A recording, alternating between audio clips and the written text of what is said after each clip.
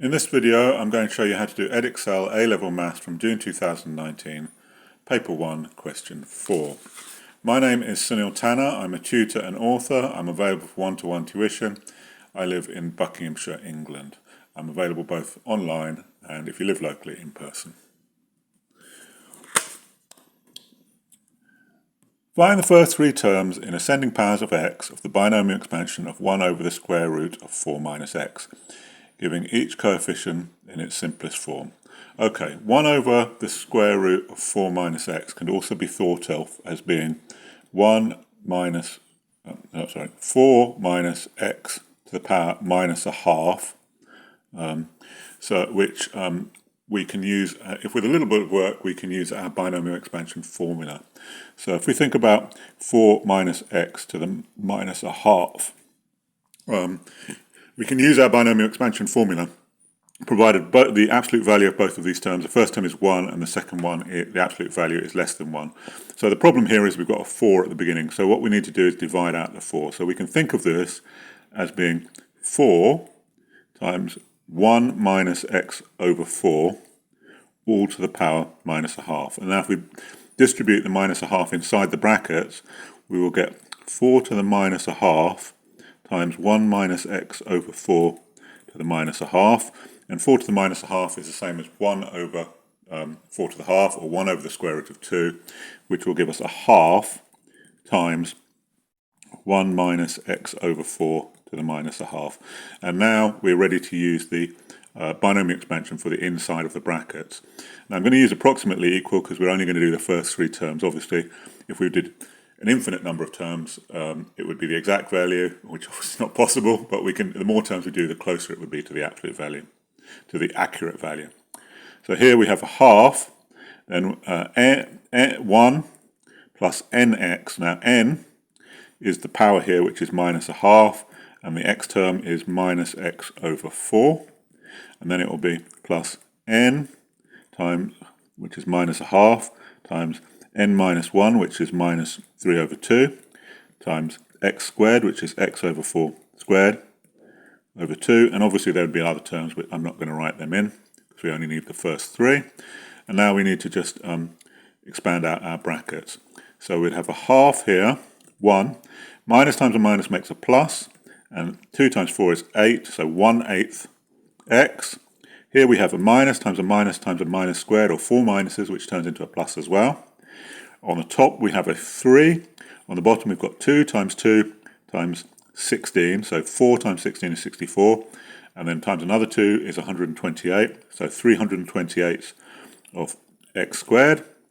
And then if we simplify that, we can see, expanding the brackets will be a half plus 1/16 x plus 3 over 256 x squared. And that completes the answer for part A of the question. Part B. The expansion can be used to find an approximation of the square root of 2. Possible values of x that could be substituted into the expansion are x equals minus 14, which would eventually give us the result of the square root of 2 over 6, so we could then multiply the expansion by 6 to get the square root of 2. X equals 2, because again the expansion here would give us a value rated to the square root of 2, in this case square root of 2 over 2.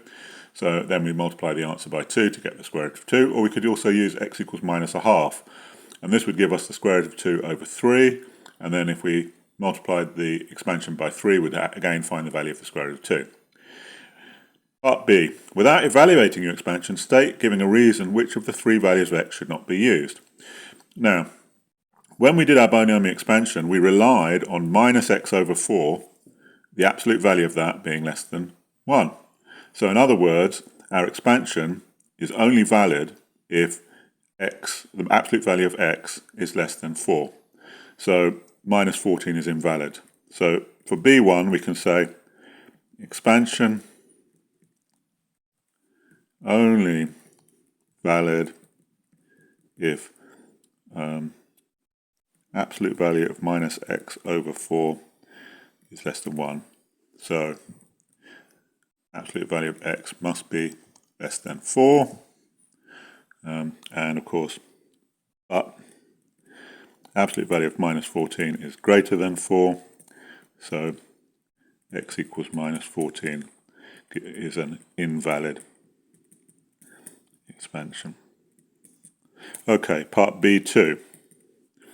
State, given a reason, which of the three versions of x would lead to the most accurate expansion of the square root of 2.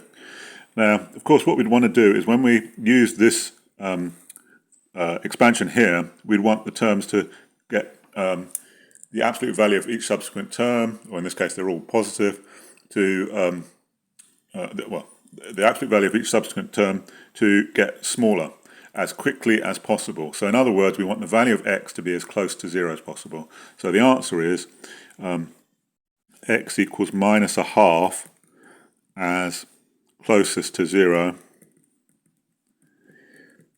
So series converges more quickly, giving a more accurate answer with 3 terms, giving a more